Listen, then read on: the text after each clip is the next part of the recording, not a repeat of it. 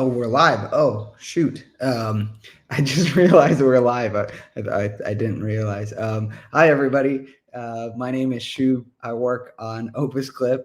And first of all, thank you, everybody, for joining. We apologize for being a couple seconds late or a couple minutes late.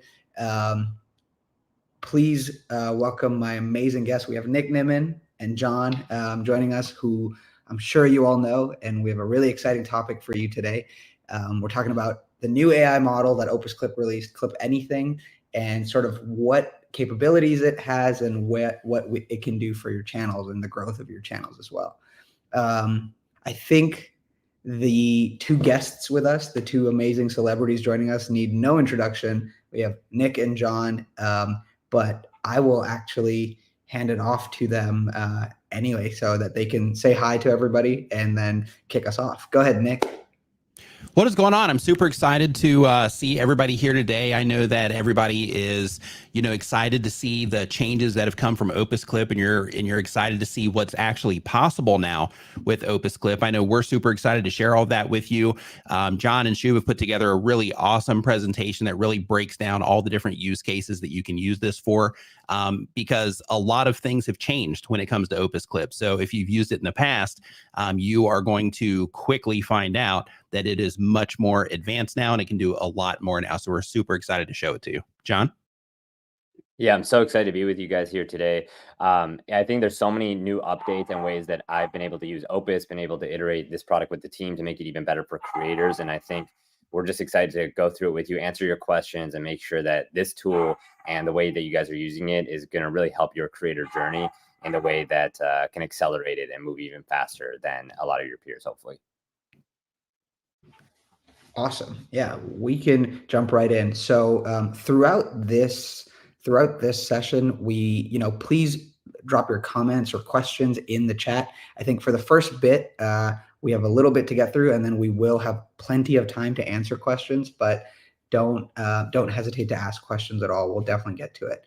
But I actually want to hand it off to Jon, who's going to talk a little bit about his experience with OpusClip so far. Thanks, Shub. Yeah, I think there's a lot of companies that talk about being creator first, but they don't always walk the walk as much as they talk the talk. And I think the thing that I've seen with Opus, like working with them for over a year now, is that they really take creator feedback to heart. And so I've been meeting with them weekly to think about, okay, how can we take this idea of clipping your long form content, making it easier for creators to think about having more of their hard work shown across the different platforms, really come to heart. And so if you're not already familiar with OpusClip's like flagship tool and taking a simple link, getting it clipped in one go and having that live across LinkedIn, YouTube, Shorts, Reels, TikTok, X, Facebook, etc. That's what I've been able to see with our content and see a massive explosion in our viewership and the traffic that's been coming from the clips in over a year. So yeah, and what I'm excited about this is that there's going to be even more of that coming forward. So if we go to the next clip, Shub, or go to the next slide here, I want to say that, a lot of folks who I talk to about Opus, they, like, okay, repurposing like that, like word and shorts go hand in hand today. But I think what's exciting is that it doesn't have to. And the two M's that I like to think about when it comes to the future of Opus and even the present, because a lot of this is already happening, is mid-form content and monetization. And by mid-form content, I simply mean not just vertical and not just less than 60 seconds. In other words, 16:9 clips that can be up to 15 minutes. And the reason why mid-form, I think, is so important for creators to keep in mind, and why Opus is starting to prioritize it and give that as another option to creators, is because it can give you more access to monetization than ever before. Obviously, there's a lot of clip channels. There's a lot of people trying to put that out there today. And it's no surprise that because of these tools and a lot of the things that Opus has been doing, they now have about 75% of the US market share of creators who are using these tools. And that, ranges from top creators from, Nick and myself to Patrick Bet-David, to Linguna Marina, and like This Week in Tech. And the list goes on and on. You can see a lot of that on OpusClip's website as well. And I think when I think about what is the future of repackaging your content and making sure you're squeezing as much juice out of it, I like to say this, like almost this mantra that has become something that we repeat with our team, that I say at different conferences and workshops that I speak at, is that these days you need to clip before you get clipped. And a big reason why is, if you're listening to this, you may be familiar with a feature that YouTube launched about 6-7 months ago, where on the shorts, you can have a link back to the long form. You could drive traffic directly back with less drop off than ever before. And what I've seen is with our interviews, some of which have done 1 million, 2 million, 3 million views, they start to get clipped very quickly by other people. And some of those clips tend to get millions of views themselves. But the drop off from that clip on another channel to our podcast and the main long form interview can sometimes be longer. And we've seen that if we clip ourselves before we get clipped, then we start to get more advantage and more of that viewership coming to the ecosystem. And that's not even the most extreme use case. I think a lot of folks are probably familiar with Moist Critical. He's a top creator, puts out a ton of long form content. And I was actually shocked to see this channel, which is Moist Charlie Clips, which, you know, I don't know if folks are familiar with this or if you guys follow it.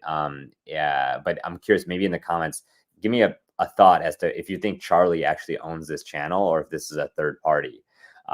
Because a lot of like these clips are from his channel, just about all of them. This guy has, you know, created this entire, clipping like machine, but it's not owned by Charlie at all. This guy's monetizing it to the tunes of probably hundreds of thousands of dollars.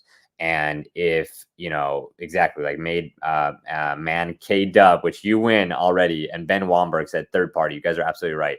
Made man K Dub, you win for best username in this live chat so far. Just want to let you know that. Yeah, exactly. Like Ben says, it's wild. It's wild. The fact that there's creators whose content is getting clipped and they are losing out on the monetization that comes out with that. And maybe these top creators are so big that they don't bat an eyelash. To me, that's a missed revenue opportunity. And that's a huge missed opportunity, especially with OpusClip, that's allowing you to think about mid-form, which is a gateway to monetization, those two M's that we talked about. So I think that as we kind of think about the future, and we'll talk a lot about this today, is what does ClipAnything hold for creators in terms of those opportunities, both for growth and monetization? It's a lot, and we'll kind of, Nick and I will talk about how we've been using it, and Shu will kind of give a overview of where the product is going. But I'm curious, maybe also in the comments, so we can make this more interactive, how many of you guys have tried OpusClip or other AI clipping tools? Yeah, I love it. The Collective and James Carl. Yeah. Lil Crafty Nook says, I used OpusClip for Vlogmas last year. Absolute lifesaver. John says, still testing it. And I'm curious, like how I've used it faithfully. That's awesome to hear, Nick. Yes, world. So yeah, and I'm curious, like for how many of you guys you could keep the feedback like coming. Like how many of you did it work for? Are there areas for improvement? Darren says he likes the new model. Will said, like Mitchell says, Opus is great, no doubt. And I'm curious also, how many of you guys who are using OpusClip have podcasts? Because that's another thing that, especially with a product that's rapidly improving and growing and expanding, sometimes it's hard to like realize that use cases are expanding too. So a lot of podcasters have used OpusClip, but I think what's been really encouraging and working with, you know, Shub, Connor, and the Opus team, and as I've been getting feedback from myself and Nick, like they've expanded well beyond podcasts. And now lifestyle content, blog content, there's a lot of things that could be put in, especially with this new AI model, to get better outputs that could still allows you to squeeze as much juice out of your content. So that's where we're super excited to talk about ClipAnything, which is the first multimodal AI clipping tool that lets you clip any moment from any video using prompts. And I think we have an example of one here that I want to show that I think really puts it into perspective as to how powerful this is, because I think it's one of the more practical use cases for AI today, especially for creators.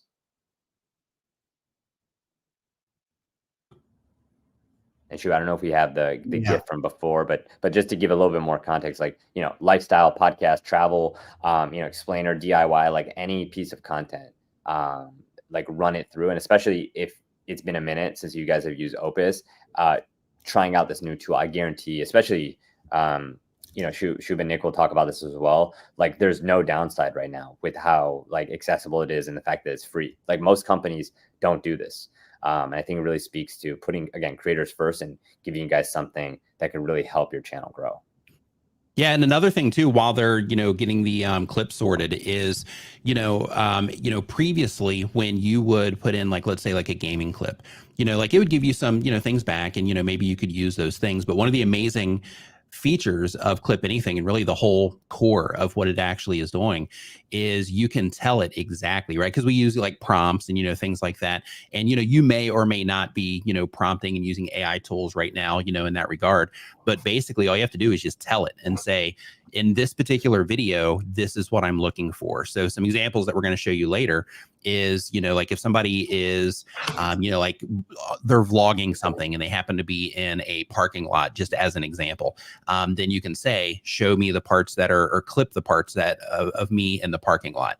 And then it's going to clip those areas of you in the parking lot. If you happen to make cooking videos and you say, okay, clip the parts of this cooking video where I'm going to be tasting it, or where I, do the taste part, then it's going to clip those particular parts of the video. So instead of just dumping it in and taking the hands-off approach to where it just spits out a bunch of clips that you can also use, here you can get really specific and really fine-tune what it is that you're looking for, with just typing in a few words of exactly what it is that you're looking for. Yeah, and I think they're still trying to get the video together here, but they're showing an example right here of the prompts, and I think that they're getting it to play. We just don't have audio right now. Yeah, and I could speak over. There we go. We got it. Yeah. Okay. Yeah, and I think the audio is actually just like a soundtrack, so we could have like background music here, but I could also speak to it as like voiceover. So this is my video with Danny Duncan, the 24 hours with. It was like very much like a follow along video, not a sit down traditional podcast. So there's a lot of things going on. Like you can see we're in the car. There's another moment where we're in a helicopter. It's really showing like Danny's wild side, but also the fact that he's thinking about a lot of this from a business perspective. So if we go back to the beginning, Shub, if we could scrub back. Yeah, so you can see the flow is as easy as putting in the link. Then this is the exciting part. You can see this new part of the UI, which is like, okay, give me a specific prompt that I could put in and like, get a more tangible like output that has to do with what I'm looking for, right? So you could really get more specific. So Shub, if you keep playing that. Yep. So you can see like, give me a highlight of moments of like specific moments. And then it's really cool how it takes a hook from the beginning and then takes something from the middle and takes something from the end and it like brings it all together to give you a clip versus, I think sometimes like people are like, oh, well, that podcast clip was like just chronologically taken. Like this, like really is trying to find the best moments from the entire video using AI and giving you a clip that is either mid form or short form, either horizontal or vertical, that you could use on either your clip channel or your main channel to drive traffic back to the long form, or just to live as a standalone and monetize. So it's really incredible what this new ClipAnything tool is able to unlock. Yeah, and as a reminder also, when it comes to the mid form, because Jon keeps mentioning that, the big benefit of something like this is that, as we all know, it's a lot more challenging to get monetization when it comes to shorts just by themselves.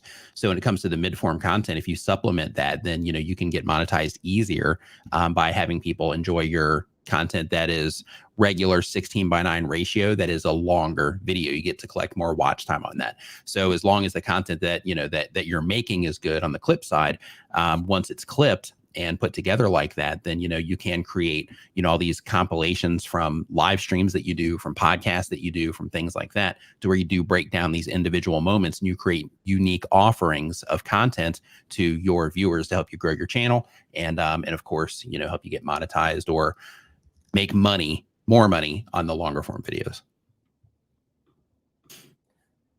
Awesome.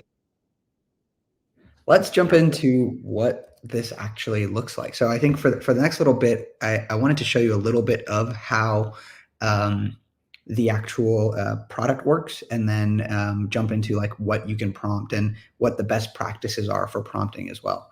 So really simply, you can start as you would with OpusClip and enter a video, but at this point, you actually have to select the ClipAnything model. So you'll see that there. You'll also see lots of sort of prompts and notifications that tell you about the new model. but really this is a crucial step in making sure that you are using the new ClipAnything model.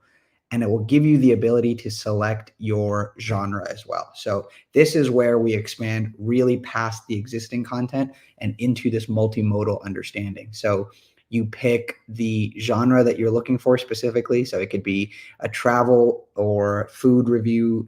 If it's sports, you can even select which specific sport. And then you have a prompt box, the ability to actually enter your prompt. And this is what I really wanted to get into, was like mastering the ClipAnything prompting. So there's three big parts to this, right? Which is the who are you looking for, or who is, the main character that you want to look for. What is happening? You can describe the situation or what's happening, and then you can provide even more around like where and when something is that you're looking for. So if you go next, we're showing in the prompt, you'll see a couple of examples. Well, the first is like, if you're doing a gaming video, you can type in something simple like find all the headshots, and it will create a compilation of all the headshots. And that's really the what. But if you want to talk about, like if you're doing a tennis serve video, how to do a great tennis serve, you can say, find the part when I speak about the toss, or when I talk about the toss. And then if you want to go even deeper, you can say like, find the moment where Casey Neistat takes a shower on the plane. So you're doing the who, what, and where. And that will give you sort of more precise control over the results you're pulling out. So let me actually call this out in a second, but I want to also jump into the videos. But like the current product, you still have the ability to take your long form videos and turn it into viral shorts, but also mid form content that can be really valuable. Everything through ClipAnything will also add animated captions. You can reframe your videos. And then we've also added lots of new features with the B-roll. We're testing newer products and options like voiceover as well. So lots of really cool things to play around with. Let me actually share my screen and show you some examples of projects. And I will share a tab. So this right here is a long form. It's about an hour and a half or hour and 20-minute video of, let me share the original tab. So this is the original one. It's Cara and Nate, and they, have, I think Nate ran the 100-mile Leadville marathon or ultra marathon, which is insane.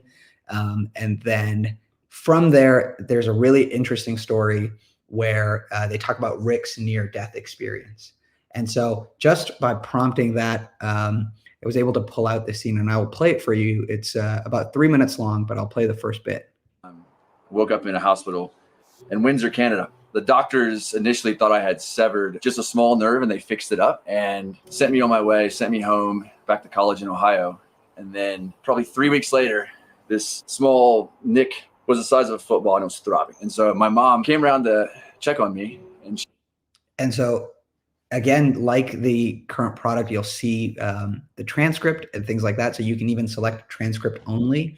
But in the scene analysis, you'll see that this is specifically calling out like Rick's near-death experience. You'll get a little explanation of what and why the scene was chosen. So Rick shares his traumatic near-death experience and the complications he faced after his injury and surgery. And so it basically helps you do that and pull out specific things. We have a few other examples as well. I can show food or even vlog. Like this was the one that I was speaking about earlier. Let me just get this up on the right screen, which is, an older video of Casey Neistat in on like a massive airplane, and, find Casey taking a shower on the plane and the most social viral moments. I am 43,000 feet in the air right now.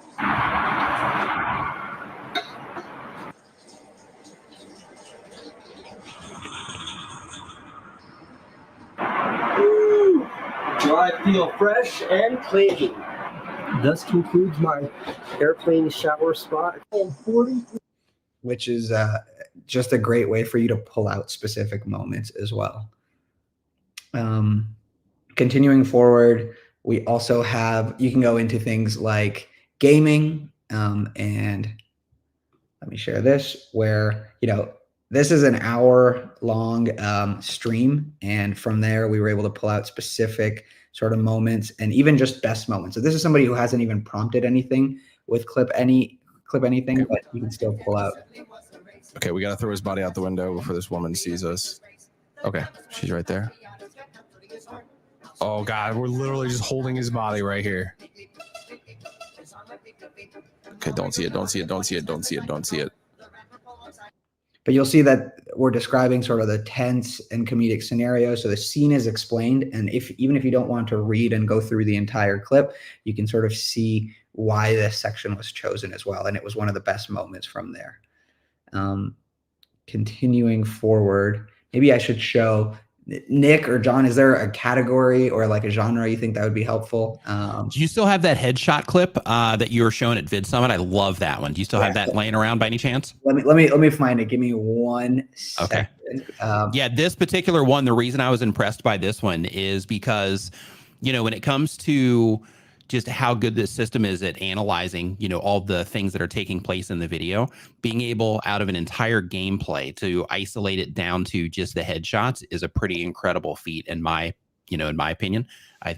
So I would love to see that one if it is available. So this is, you guys can see it now. This is find the headshots, and here we go. And I think you'll have to excuse some of the language. Nice. Oh, he's teasing me. Do it again. Oh, you shouldn't have done it again. Oh my God, you guys got to stop. That kill feed just went fucking crazy. They're putting me in the Hall of Fame already for the Black Ops 6 beta. And it's still going, and it just keeps going. The hits keep coming. I think I've missed 2 shots from this mag. Oh my God, and it keeps going. Yeah, so you can see there just how this good is actually probably... No! I was going to say, this is probably like the best 10 shots for this weapon that the beta has seen so far. That was actually perfect. And it's still going. I'm still streaking. Holy shit. Yeah, so one of the things on this that I think is really cool is one, that it's able to isolate those, individual headshots. And if you look at like what is actually being said here in the content, I know there's some language there, so we apologize for that.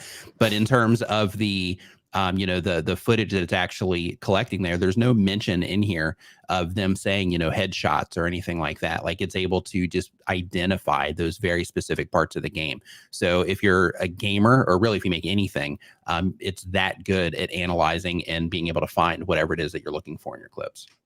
Yeah. Incredible.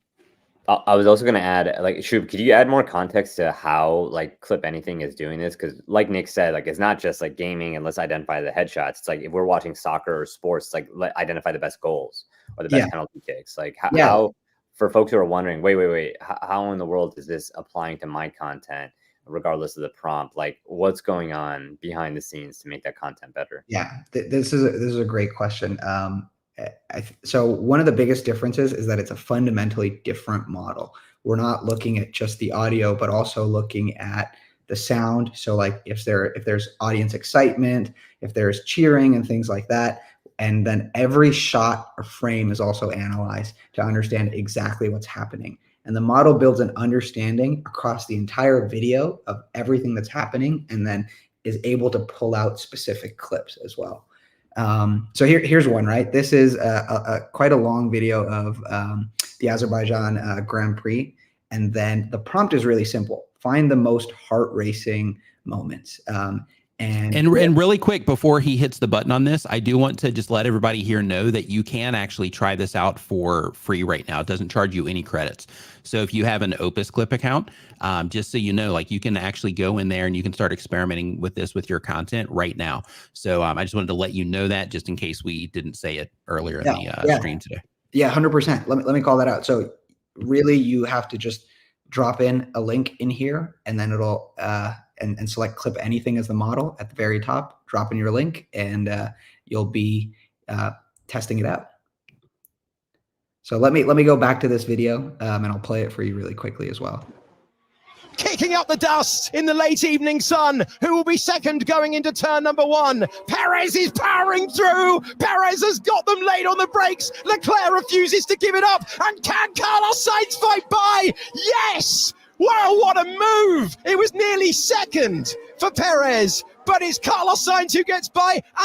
And so here the model's also analyzing the excitement in the voice of the announcer and sort of figuring out, okay, these are some of the most heart racing moments, and also analyzing the text that is on the screen, all the things that are happening on the screen, the photo finishes and all of that as well. Yeah, cool. And that race car announcer there, it's some hard energy to follow right there. Yeah. That's pretty intense. Yeah. Let me see if we can let's do a food one maybe, because I think there's a lot of food folks as well. So here's one that, previously OpusClip, the Clip Basic model might have struggled with because, as you're describing the food, it would pick up some of the audio, but the act of actually eating and enjoying the food, or like the sounds and the sights of that, sometimes get missed. So the question here was, the prompt here was include my tasting scenes, the scenes where I'm really tasting the new and improved Kit Kat cereal. And so I'll just play it. But now it's time. Let's give these a try. Let's see if new and improved Kit Kat is better than the original.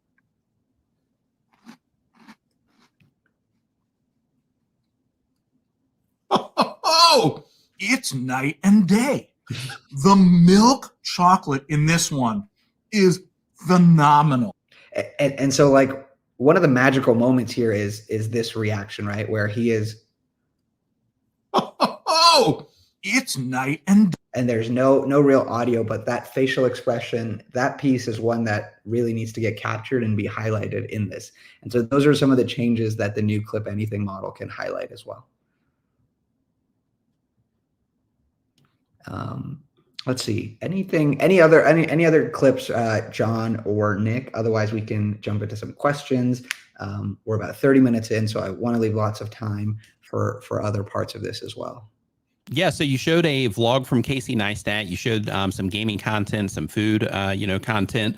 You showed the travel content. Anything fitness related or sports related that you could share? Yeah, let's do a fitness one. So this is somebody. Actually, my French is not great. Let's do the other fitness one. So this is a deadlift one. Somebody does a sumo deadlift PR. Here we go. Fuck, dude. Dude. So much whip, bro. I felt that in my neck. Oh my God. Oh my gosh. Oh man. I was holding my breath the whole time, like shit, what's gonna happen? Oh damn. Oh shit. Well, the fact you did that with multiple torn calluses, I think. Damn it, dude. I ripped it off. Oh, I think it's long gone. I think it's long gone, bro. Oh my gosh, bro. I almost had that. I mean, let's watch the playback, because from behind, look at you're like an inch. And then there it goes into different sections of like tips and tricks. You'll see that there's a couple of things that are being cut together in this compilation. So a couple of scenes that are combined together as well. 135, 3 plates, 5 plates, 7 plates, because that's just how I jump. But as we warm up, I think he'll feel a little bit better, because as long as you start with like those activation warm-ups, that just gets your body ready for the warm-ups of 135, 225, and so I think he's going to feel a little bit better. We'll see if that acts up. I think if you have a good dynamic start, you might be able to do something. And really, this is one that I ran that didn't have any prompts, but I think what I would encourage everybody in this stream is to really play around with the prompts. Like, get in there, try testing things out, put, what you think is the best and most valuable thing. If you have an idea of what to expect, or even if you're like submitting a video blind, and see what kind of results you're getting as well. And then, yeah, go ahead, Nick. Oh, I was just going to say that we had somebody actually 2 people here in the chat right now. We're talking about podcasts and how, they have multiple people in the podcasts, and basically they're wanting to see how that works. So one thing that I did want to say is that when it comes to the podcast, you can use ClipAnything for that, but it's also really good just using the hands-off version to where you just put in the clip and it'll give you a bunch of clips. So I have a live stream that I do with my brother on Saturdays, and we usually do that stream for about 3 hours. And it is fantastic at not only just isolating the good moments during the stream, but if I'm talking, it goes on to me. And then if he's talking, then it switches the camera over to him.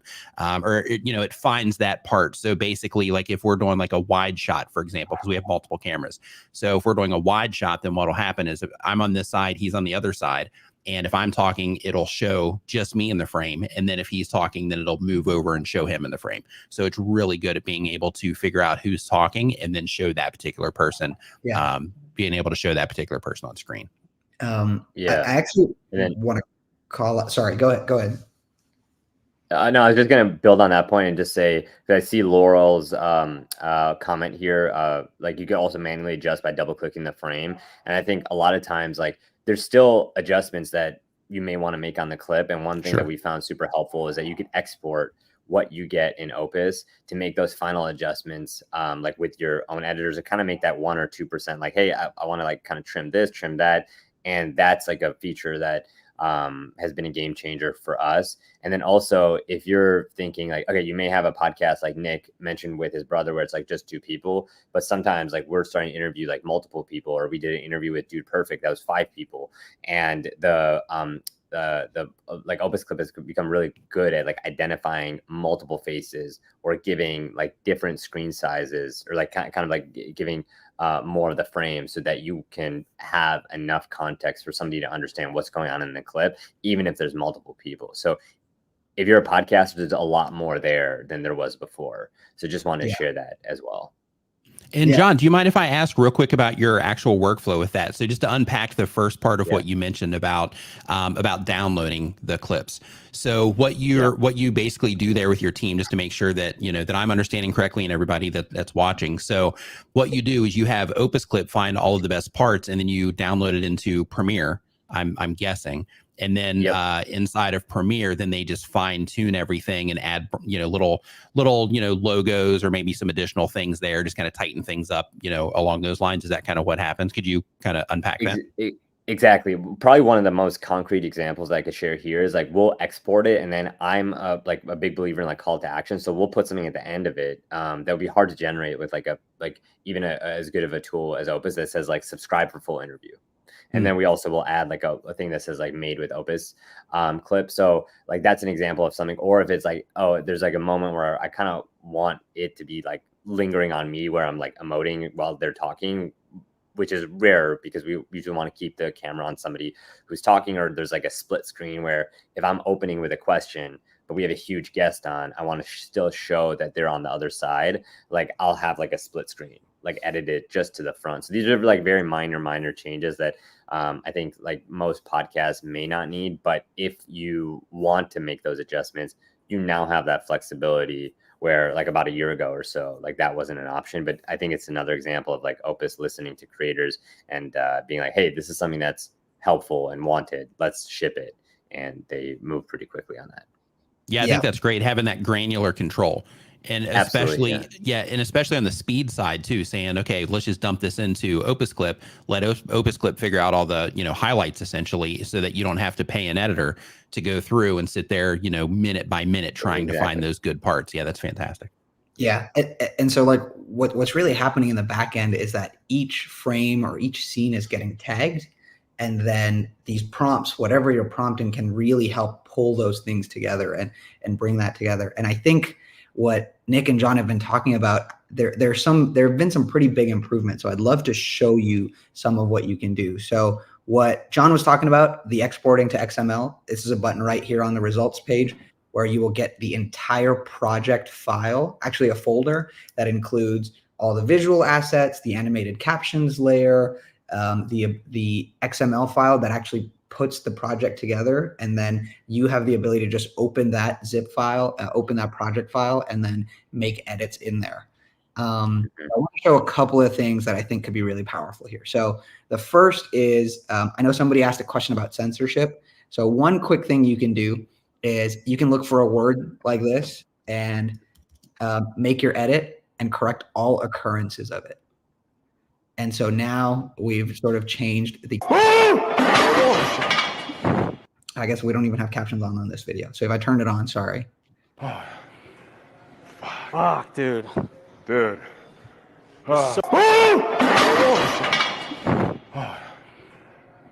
Fuck, dude.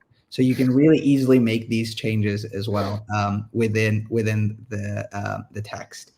And then a couple of other things. So reframing, I know we talked about that. Let's say you want to focus in on this person.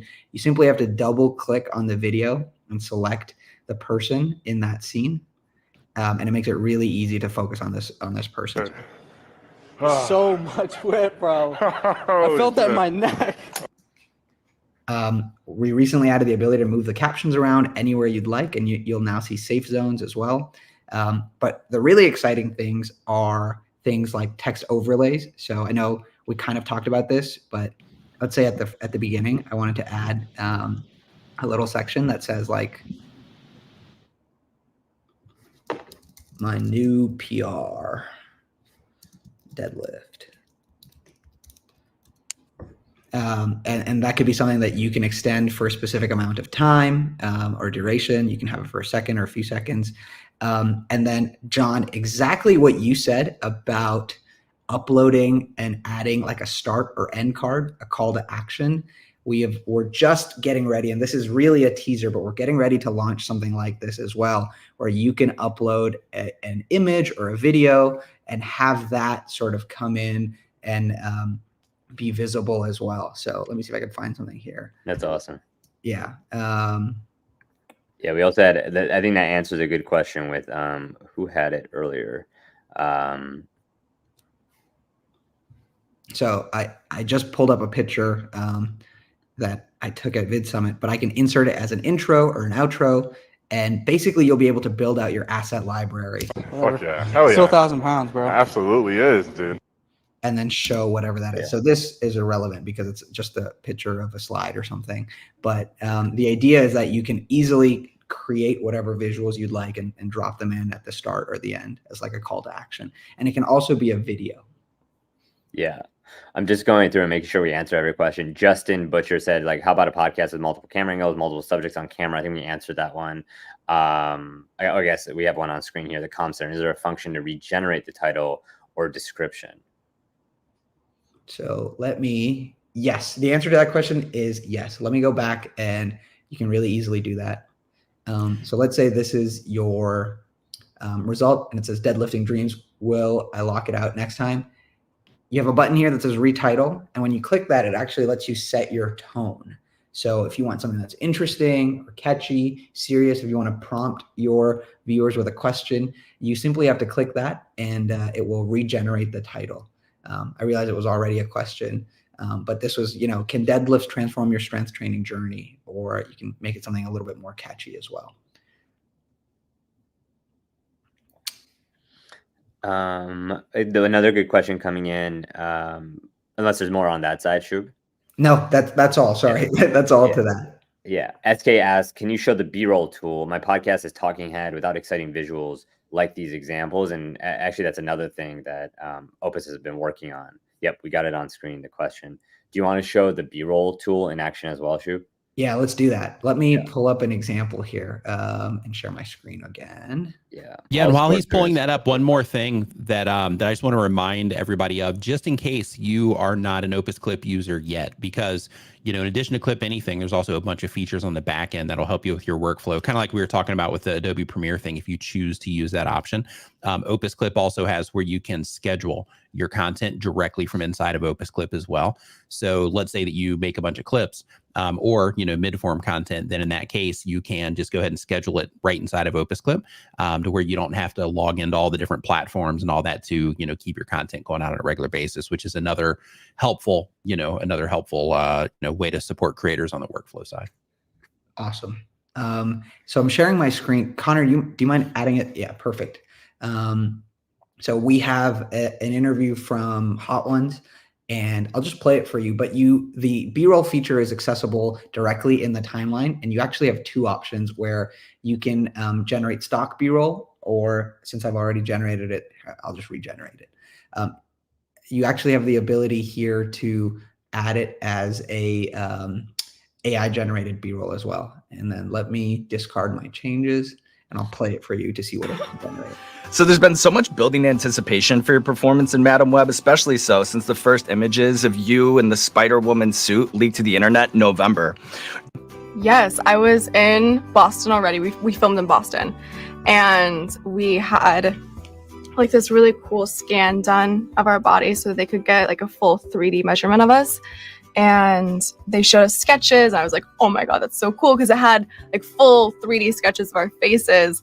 And the other thing you can do here is that, like, if you want to reprompt something, you can also go in and change the prompt and ask for something specific. So I think at this point they're talking about, and we had like you can say, I'm looking for a 3D body scan, and then regenerate using that as well.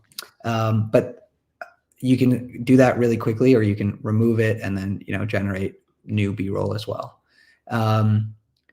If you have a stock, you can also just get stock images as well, which is really easy to do. Good question. Is there a way to add more B-roll than what it generates? When I make a video now, it only does 1 or 2. Maybe I feel like there should be 7 or 8. So this is a great question. And I think our product team that's on right now is taking notes, because this is one that we've heard a couple of times, not currently. So at this point, we actually generate a specific number based on the text. So based on the duration of the video and what's being talked about, we'll generate B-roll. But we want to make it really easy for you to insert B-roll into specific moments. You can currently drag the B-roll and extend or reduce the duration of it. But this is a great call out, and this is one that we will take. Yeah, one thing that is coming though, just for everybody here, it's just not available yet, is they are going to be making available soon to where there's going to be an asset library where you can upload a bunch of your own content as well. So like, let's say, for example, like if I was making a bunch of videos, and I had a bunch of B-roll of iPhones, and then in my clip, I was talking about iPhones, then in that particular case, it would go in and find those clips where I was talking about iPhones, and then it would put in, different, some of the variations that I have of the different clips of iPhones. So when it comes to, what it's going to turn into in terms of the B-roll that you're going to have available, you're going to have all the AI stuff available. And you're also going to have the option to add your own B-roll as well. And all you have to do for that is just load it into the system. Sorry, I want to correct myself. I was wrong. And what you can actually do is select a sentence. So you're like, I felt like a superhero, and then add B-roll directly for that sentence. And so you can actually add more B-roll for the specific sections. I apologize. That's on me. It's on all of us. We should have all called that. We should all caught that. We all got to take responsibility for that one, man. You're not alone. Awesome. Is there a way to get audio from podcast? So I'm not sure I fully understand the question. I think the question might be, can you just get the audio? So what we have seen certain folks do that are audio only podcast is upload just the like a blank file, like a black video, basically, with just the audio, and then been able to pull out videos. But because we're a video focused platform, currently we are focused all of our efforts on creating short form, mid form, and even long form video content. Yeah. Great question. Is it best to let AI detect everything versus prompt if I don't know what might go viral? So I think this is the big question, right? Like, where do I start? And like, John and Nick, please jump in here. But I think it comes down to, like, if you have an inclination of what you think will perform well, I think you should prompt for it, and say, like, pull out this moment, which I thought was really great. Pull out this moment where my guest or this topic was called out, which I think is really interesting, or put together a compilation. But it is very easy. Let me see if I can get a YouTube video link here. Yeah, one thing that I always recommend is, using your judgment, right? Because you know your audience, you know what it is that they're into, you know the things that they like from you and all of that. So, when OpusClip, either in the, hands-free experience where it does all the clips for you, or in the prompting, just looking at it after, it's been made and thinking to yourself like, okay, is this, of value, or would this be a value to the people that I'm trying to reach? If the answer is yes, then give it a shot. If the answer is like, well, not really sure, then in that case, maybe you can go in and modify it to where it starts a little bit earlier or ends a little bit later, or add some B-roll to it or something in order to, make it a little bit better. And if you are still like, I don't know, then in that case, just move on to another clip and, grab another one. That's one of the cool things about this, is that you can, get a bunch of different clips out of it. And because of that, you don't have to, make sure that that one of them works, because you're going to have a bunch to choose from. John, what are your thoughts? Yeah, and I think the thing that I think about with the best AI tools out there, and it's certainly true of OpusClip, is that there's no substitute for your creativity and your POV as a creator. Yeah. The best AI tools complement it and amplify it. So if you see, like, even with the the clips that are coming out, you probably notice like the scores on the side, where it's giving you a side of like the trends, the overall score, like getting a sense of the flow. And I think those are important inputs to think about. Okay, maybe I want to put something out sooner because it has to do with the trending topic and I want to get it out there. Or you're like, maybe this is a topic that not enough people are like paying attention to, and you want to pick that instead. So I think being able to use the inputs, or if you have a specific idea of, hey, here's something, like with my interview with Danny Duncan, he almost rarely, I think only one other video I ever found on him on the internet, he shed a tear. But in our interview, he got emotional and he cried. So I was like, give me more of those moments that he's emotional, like deep in thought, like getting at those moments, versus a lot of the other great things that he said, which were highly clippable, but didn't show that side of him, where I know that from all the research that I've done about him in the interviews. So I think marrying a lot of what Opus is offering with your POV and using the inputs to put out what you think is best just will allow you to move faster than just kind of sitting back, though you could do that too. Yeah, I think for creators, it really comes down to like authenticity and keeping true to your voice, right? And your audience. And so we really want to help in that process and give you the ability to like find exactly what you're looking for here. But if Connor, if you don't mind throwing my screen back on here, I want to just call out. Yeah. So what Connor is actually sharing is the prompt guide. So there's also like a frequently asked questions that you can use to quickly look up if you have questions like, how can I find actions or specific emotions, specific moments? I think this will help you with the prompting and help you find specific things. And so it has common like do's and don'ts as well. You can still ask it for things like, find me the best video, or find me the trending videos, find me things that would go viral, but it won't, the model is doing that by default. So that's a really big part of our platform in general. And we want to make sure that we are showing you the best performing clips, or what we believe to be the best performing clips as well. Cool. Let's go back to some questions.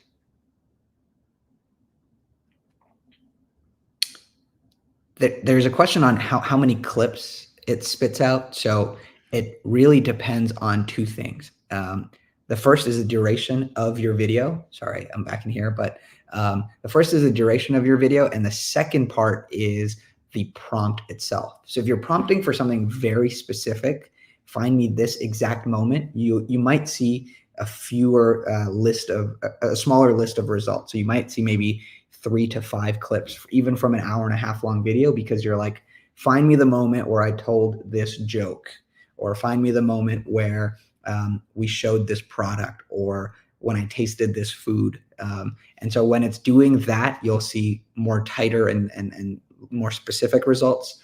If you're going to go generic and say like, find the funniest moments, then you might see upwards of 30 different clips that come out of an 1.5 hour long podcast. Yeah, I get about 50 on mine for 3 hours. Yeah, for a 3-hour live stream. Keep in mind, like, it's dialogue the entire time, and we keep it moving. But I usually get about 50-ish clips out of the 3-hour live stream. I think the most I've had might be like 56 or something like that, but it's around the 50 mark for a 3-hour stream. Yeah, and which if is I a could ton of content. A ton. And if I could provide some strategy for folks who may be thinking, okay, well, I don't want to overburden my audience with a ton of clips. I want to see which one performs well. One thing we've been seeing, especially as we're trying to be more mindful of what we serve up on YouTube with the long form videos doing really well, we tend to just put a ton on TikTok, because on TikTok, it'll be much more of the Wild West. The algorithm will kind of pick up what takes off, what doesn't. And we'll look at that as okay, out of these clips, these 3 or 4 performed the best. We probably have an overlap of the audiences following us on both platforms. Now let's try to put it out on YouTube. And this comes after like our initial few clips where we're trying to, again, clip ourselves before we get clipped. But that's another way, if you are kind of seeing all the clips and the output of it, and you're like, I feel like these are kind of like a good subset, put it out, and then you kind of use the platforms to dictate where you could like whittle it down and then put it on YouTube or the place where it's a more primary platform. Yeah, and along that note, one thing just to kind of, add to that also is, if somebody isn't taking advantage of TikTok or Instagram or, something like that right now, like if you're like, okay, I'm trying to build my brand on YouTube right now, so I don't have time for those other places, this is a great tool to also help you get onto those places and kind of get those places rolling, in the meantime, instead of just letting them sit there and be dormant. When I was in the States, I actually picked up a couple of extra TikTok accounts, so I can start doing that as well, because I'm geo-locked from my current location, so I had to get them all while I was over there with US SIM cards and everything in order to make it work. So I'm going to be a little bit aggressive on that myself. So I want to address the question on the screen, which is, can you clip like musical videos the full length and just change the format too? So you do have the ability, actually, I'm going to share my screen one more time, but we've added a few quick start presets as well, which I think will be helpful for folks, which are, you have your classic long to short, but now you have the ability to add captions only, which means, without changing the content of your video, can we simply add captions? And when you click that, you just have to drop in the link and select your templates, or you can choose one of those, and it will, and select your aspect ratio, and it will generate just captions.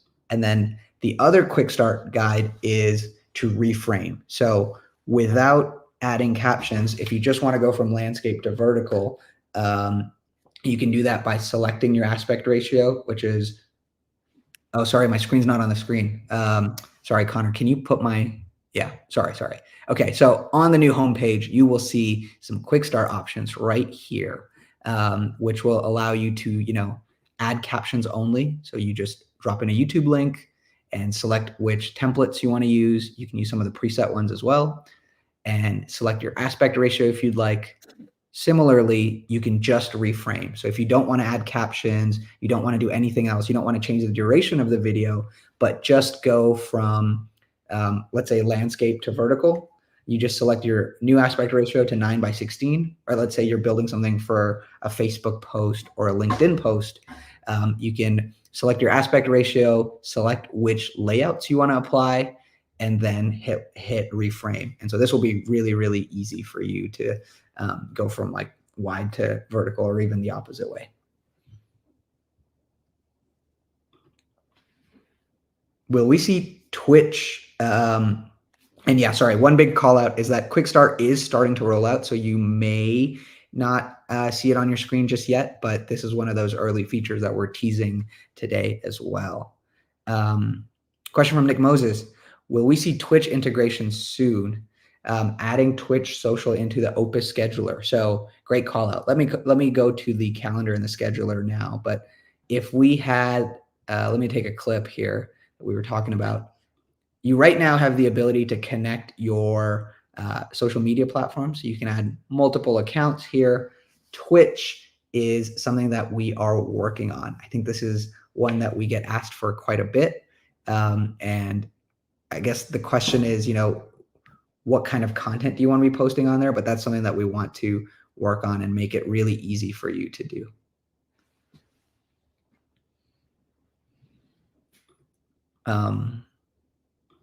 Yeah.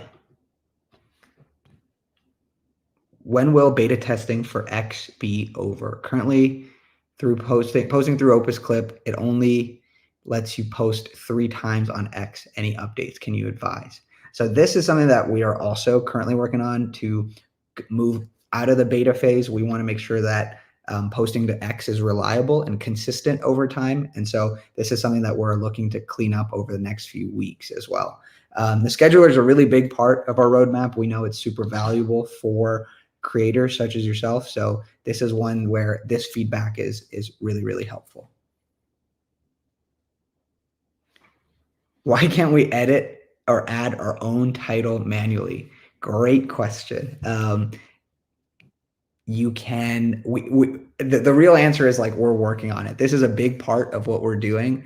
And it will actually be bundled within a project that we're calling just like project management. So if you look at my screen, I have, about 68 videos. They're hard to find. It's hard to search through these things. And so we want to enable users and really the power users such as yourself to add your titles, organize these things into folders, create sort of workspaces for yourself to get organized as well. This is a big part of what we're working on and making your workflow easier. I clicked on Blippi, sorry. Yeah, and there's a question about Final Cut as well, in terms of this working with Final Cut or not. And I just did a quick search because I'm not as familiar with Final Cut, but it looks like Final Cut does also give you the option to work with XML files. So just confirmation there. This is okay with Final Cut as well, right? So where they can just go ahead and download it just like they can Adobe Premiere and DaVinci Resolve and everything else. It does work with XML files. I don't believe that the setup is as clean as it does for DaVinci. Okay. This is something that we want to clean up as well. We're sort of seeing, like, if we look at the most popular editing tools, Premiere is #1 by far. And so we want to make sure that Premiere support is really straightforward and really easy for folks to use into. And then DaVinci Resolve as well. And then, yeah, Final Cut is one that we're sort of still getting requests for and want to make sure that that's easy as well. So this is one that we want to bring in pretty soon. So it doesn't currently work with Final Cut, or it's just a little bit kind of clunky when it goes in there? What's the... It does get a little clunky. So the XML file will load, but it won't be set up as cleanly. And I think you might actually be better off using the web editor than trying to build on Final Cut. Unless there's something specific that you have in terms of a template. There we go. Oh, I also see a request for LumaFusion, so we'll take a note of that as well. A couple of good questions coming in. Adding background music, the answer to that question is yes. We are working on adding background music in 2 ways. The first will be access to a copyright-free library of music and background music, so you can pull that directly from OpusClip with 1 click. And the other way that you'll be able to add background music is by uploading content that you own yourself. So as a part of that asset library, you'll be able to add music and drag that into whichever part of your videos that you'd like as well. And in terms of the question here from Forward and Beyond, and really quick, just so everybody knows, we're going to be wrapping this up here in about 5 minutes. So if you have questions, make sure that you do get them in there so we can try to get through as many questions as we possibly can. But Forward and Beyond asks, which platform gets the most views from content from OpusClip? So just like, the golden rule of content is, if it's good content, then, people are going to enjoy that content. So it doesn't matter, the platform itself. It matters the people that are interacting with with the content and the content itself. So, because of that, it's not that it crushes on this one, but not so good on this one. Like if it's good content, then it'll do good on all of the platforms. But, some videos will take off more on other platforms than others. John, he attacks all platforms with his content. Do you have any data from your end in terms of, what you found works best for what you're doing? Yeah, I think good content is good content, but Definitely, I find on Instagram stuff that has a higher score on trending will do better, because there seems to be more appetite for that type of content there versus YouTube, and especially Shorts is more evergreen. But I think to bring things full circle, because I know folks may be joining throughout this live stream and maybe you guys weren't there at the beginning, but I think one of the most underrated opportunities when it comes to clipping right now is really thinking about that mid-form content, because there's that possibility to monetize it more than short form or at a higher CPM. So if you aren't already, like, try out the mid-form clipping where you'll get something above a minute, less than 15 minutes, horizontal, not just vertical, and see if you have a show or a podcast or like something or like a content series that's taking off. If you could start either putting those mid-form clips on your channel or starting a secondary channel, like we saw with Moist Critical, which was the example we shared, though it wasn't his video or it wasn't his channel, but they were his videos, and see if that could open up a whole new avenue of mid-form and monetization like we talked about earlier. Yeah. When is ClipAnything available? So I think Ada actually responded in the chat. So it's currently available in select countries. So the United States, Canada, the UK, and Australia. And then we're actually gradually rolling it out to folks. The pricing is what we are actually working on figuring out. So what is really important, and my ask to everybody here, is to go ahead and try it out and like tell us what you think. Tell us what it's worth to you. Tell us, does it solve your problems? Does it create more problems for you? Where do you, where do you see the value of this? And that feedback will unlock a ton of understanding for us to be able to price it appropriately, but also make sure that we're prioritizing the right things here as well. For the folks that are in one of these regions that have access to OpusClip, it is free. So every day you can submit up to 3 ClipAnything projects, and then if you provide feedback, you'll unlock additional projects that you can submit. And so that'll be something that can get rolled in as well. And we're really approaching it as a model, right? So it's a different model. So you'll have your Clip Basic model that you can use, which works really well for talking content. And then if you're looking for something specific, or if you need the multimodality of ClipAnything, then you also have the ability to use the more advanced model. And that way you can do that. Why do Sorry, go ahead, Nick. Oh, and I was going to say, one of the best things that you can do right now for everybody that's hanging out here is actually just go in and try it. Because you saw the demos and you've heard us talk about it, but the best way to see how it's going to work with your content and just to have your mind blown is to go in there and start messing with it yourself. So if you don't have an OpusClip account already, go to opuspro.com and set up an account. Go in there. All you have to do is take the link from one of your videos that you already have up on any platform, or you can upload a video natively, put it in there, and then tell it what it is that you're looking for, and then hit to get clips, and then it'll go ahead and start doing the thing. So I just recommend that you go in there and try it, so that you can just get your account set up, and so that you can just see what it can do with your content specifically, so you can get a real life example of how it's going to benefit you. Yeah. Sorry, I know this question has popped up in the chat a couple times. Will ClipAnything be a part of Pro? The short answer is yes. And right now it's available to all users for free. So go ahead and please play around with it. Give us some feedback. And then this question is a really simple one. Why do clips expire? Because we want to keep your content there, and so each Pro user gets a specific amount of storage to store all of your content. And then as you purchase more packs of the subscription, you can get more storage that way as well. Really, we know that this is very cyclical. So for a lot of creators, they don't necessarily need to store a lot of the content on OpusClip. And so that is the natural reason they expire. But there is a very simple toggle where you can auto save all the projects you submit.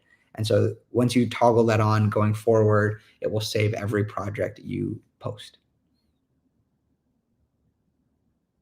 Cool. I think that is everything from us. I want to give a huge, huge thank you to both Jon and Nick, who joined us, answered questions, shared their perspective. So yeah, I will actually let them close this out. Thank you both.